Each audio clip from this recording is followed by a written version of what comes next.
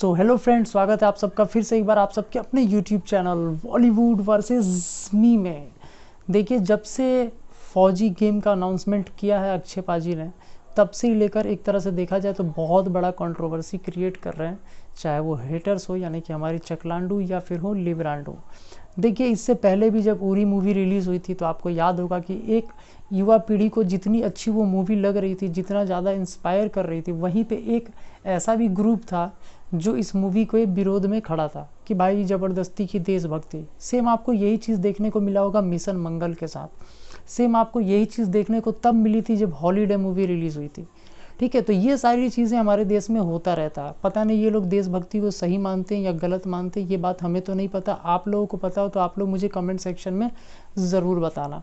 तो आज हम देखेंगे कि किस तरीके से पबजी से बात किया जा रहा है कि भाई पबजी का कॉपी कर लिया, तो दूसरे गेम का पोस्टर कॉपी कर लिया, तो सुशांत सिंह राजपूत ने इस गेम को बना रहे थे, उनका गेम चुरा लिया, आदित्य ठाकरे के साथ मिलकर ये कर लिया वो कर लिया। तो आइए एक एक कर कर हम सारे पहलू पे नज़र देखते हैं और हर चीज़ का करेंगे सारे झूठों का पर्दाफाश।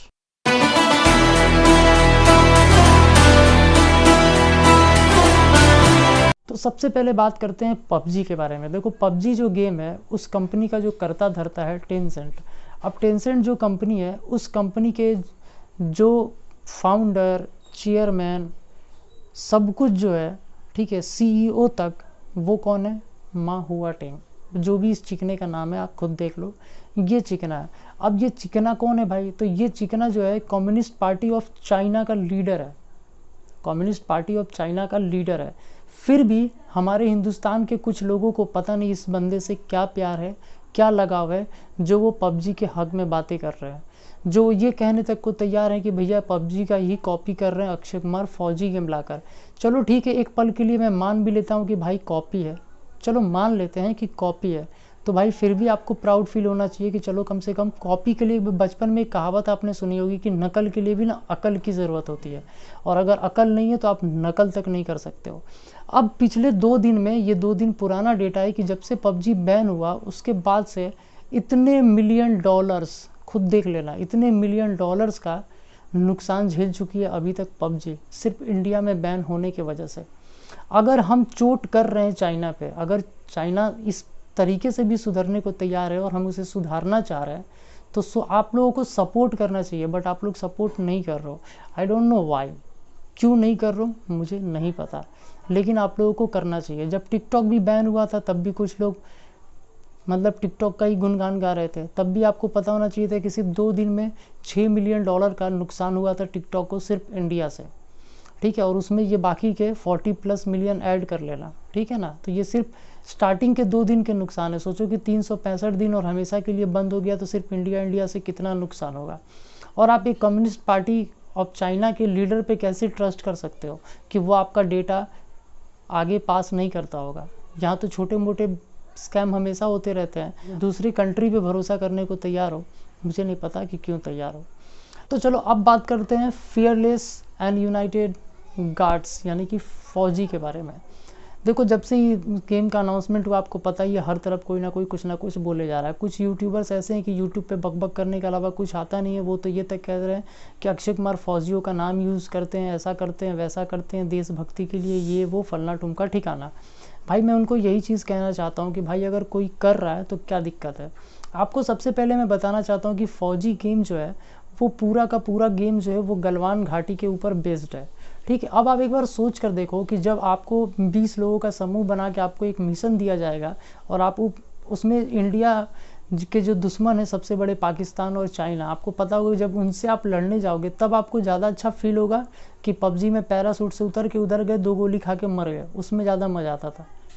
सोच के देखो ना, चिकन क्या विनर विनर चिकन डिनर, कितनी बार तुम्हें चिकन मिल गया ओरिजिनल में? घंटा नहीं मिला। जब खरीदना पड़ा होगा ना, जाके मार्केट से खुद से खरीद के लाए होगे, बनाए होगे तभी खाए होगे। ठीक है, उसमें भी घर वालों ने बना के दिया होगा तब खाए होगे, खुद से बनाने भी नहीं आता होगा। समझ रहे हो बात को? तो बात यही है। तो सोच के देखो कितना प्राउड फील होगा। आप एक दुश्मन के साथ ही जब लड़ने जाओगे तो पूरे जज्बे के साथ जाओगे और आपको मज़ा आएगा गेम खेल के। भाई आप वेट करो गेम का। सबसे पहले तो ये देखो कि एनकोर गेम्स जो है ये बेंगलोर बेस्ड एक कंपनी है जो कि मई जून से ही इस पे प्लान कर रही थी, इस पे वर्क कर रही थी, ठीक है। यानी कि लास्ट 6 महीने से इस गेम पे काम चल रहा था। फाइनली उन लोगों ने अक्षय कुमार से कांटेक्ट किया जैसे ही पबजी बंद हुआ उसके बाद, और अक्षय कुमार ने इसके लिए हाँ भर दी कि ठीक है मैं आप लोगों के साथ हूँ। इसमें क्या गलती है? अब आप बताओ इसमें क्या गलती है? अब कुछ लोग वहीं पे बोल रहे हैं कि भाई ये सुशांत सिंह का प्लान था, सुशांत सिंह फ्यूचर प्लान बना के इसको चल रहे थे, इस गेम को लॉन्च करना चाहते थे, ये और वो। इसका आपके पास कोई सबूत नहीं है। आपके पास इसका एक सबूत है, सिर्फ ये कोडिंग, ठीक है। अब मैं आपको बता देना चाहता हूँ कि भाई इस तरह की जो कोडिंग है ना, नो डाउट गेम्स के लिए भी यूज़ होती है, पर आपको ये भी पता होना चाहिए कि वेब डिज़ाइनिंग के लिए भी इस तरह के कोडिंग्स यूज़ होते हैं। और आप खुद सोच के देखो कि आपने जो स्टेटमेंट दिखाया है सुशांत सिंह राजपूत का, उस स्टेटमेंट में उन्होंने क्लियर कहा है कि मुझे कोडिंग सीखने का बहुत शौक था बट मैं कभी कर नहीं पाया, और लॉकडाउन में जो कुछ भी था वो इसको प्रैक्टिस कर रहे थे। कोई भी बंदा जब कोडिंग सीखना स्टार्ट करेगा ना, तो वो स्टार्ट मेरे भाई वहीं से करता है, वेब डिज़ाइनिंग से। ये बात अगर आपको नहीं पता है तो क्लियर कर देना चाहता हूँ। डायरेक्ट कोई सीधे गेम की कोडिंग स्टार्ट नहीं कर देता है। तो थोड़ा सा अकल लगाओ कि उन्होंने स्टार्ट किया था, उन्हें सीखने की ललक थी। जैसा कि आप सबको पता है कि सुशांत भाई को बहुत ज़्यादा इंटरेस्ट था हर चीज़ को सीखने में, वो सीखने में बहुत भरोसा रखते थे और वो हमेशा हर चीज़ों को सीखना चाहते थे। सो एनकोर गेम्स के जो CEO हैं दयानिधि MG, और इसके जो एडवाइज़र और इन्वेस्टर हैं विशाल गोंडवाल साहब, जिन्होंने एक ट्वीट करके भी सेम उसी डे पे जिस डे अक्षय कुमार ने ट्वीट किया था, उस डे भी सेम उसी तरह का ट्वीट उन्होंने भी किया कि प्रधानमंत्री के आत्मनिर्भर भारत को हम सपोर्ट करते हैं और इसी के साथ हम अपना एक गेम लॉन्च कर रहे हैं, जिसका जो नेट रेवेन्यू जो जनरेट होगा उसका 20% जो है हम भारत के वीर को, ऐप जो है जो आपको पता होगा वो भी ऐप अक्षय कुमार ने स्टार्ट की थी, ठीक है, उसमें पूरा रेवेन्यू जो 20% होगा वो हम उसमें दान करेंगे। फिर भी कुछ लोगों के हाथ पाँव फूल रहे हैं। वो लोग भी ट्विटर पे इंस्टाग्राम पर आकर भौंकना नहीं बंद करते, जो आई थिंक सो कि 2-4 महीने से नहाए तक नहीं होंगे, ठीक है। तो ये सारी चीज़ें मेरे भाई, कुछ भी बोलने से पहले आप लोग को सोचना चाहिए, समझना चाहिए, फिर उसके बाद बोलना चाहिए। यहाँ पे मैंने आप लोगों के सामने सारी चीज़ें रख दी है।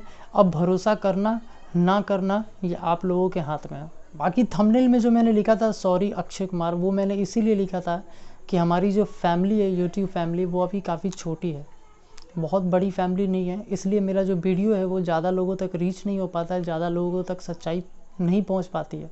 क्योंकि जहां एक तरफ सब लोग अक्षय कुमार के बारे में नेगेटिविटी फैलाने में लगे हैं, सिर्फ नफ़रत नफ़रत नफ़रत, वहाँ मैं अकेला आता हूँ, बोलता हूँ। तो आप लोगों का फ़र्ज़ है, आप लोगों का काम है कि इसे ज़्यादा से ज़्यादा लोगों तक शेयर करें, ज़्यादा से ज़्यादा लोगों तक पहुँचाएँ, ठीक है। So thank you so much everyone. बस थोड़ा हाथ को मजबूत करो यार, अब ज़रूरी पड़ रही है और बहुत ज़रूरत है आप लोगों का।